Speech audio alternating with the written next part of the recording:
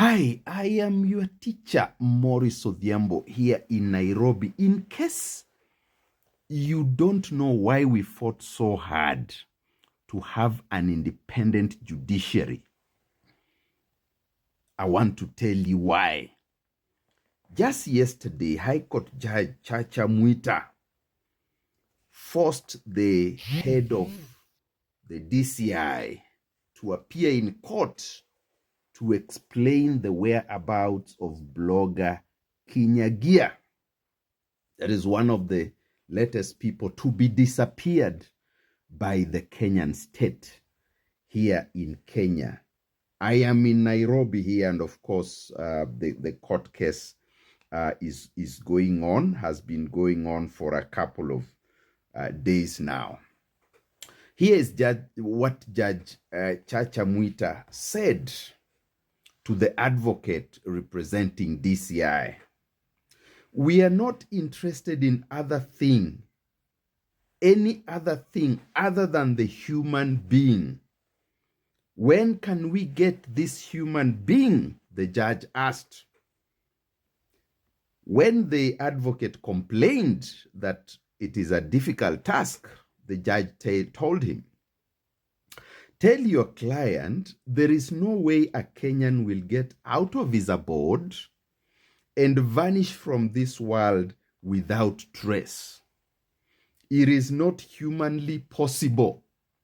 So let's stop doing drama and stick to what our constitution speaks to.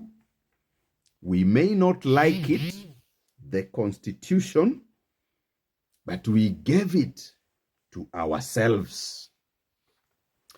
This is what Article 25 of the Kenyan Constitution says. It is titled Fundamental Rights and Freedoms that may not be limited.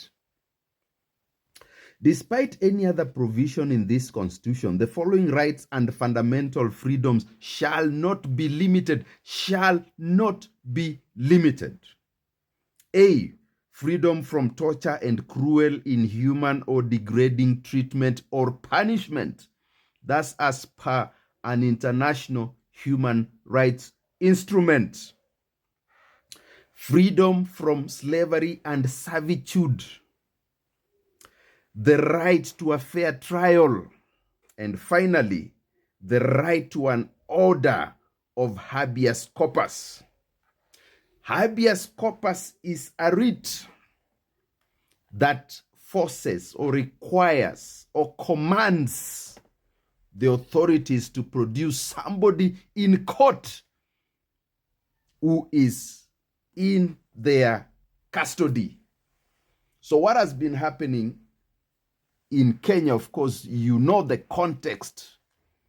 The government has been abducting, torturing, killing citizens under the pretext of stopping protests. That is what is happening here in Kenya. The judiciary in Kenya is standing strong. We probably have the only judiciary in this region that can stand up for human rights. You saw what happened in Tanzania just the other day. People are being beaten thoroughly just for going to court. In Uganda, they don't pretend anymore. In fact, just recently, they decided to make it legal to try citizens in court-martial, something that has always been unconstitutional in that country, as declared by the courts. So now you know, this is why we fought very hard. This is why I led the Katiba Sasa campaign to make sure that we have a constitution that safeguards human rights with an expanded Bill of Rights. That is what we have in Kenya. God bless the judiciary, but we Kenyans must continue to fight.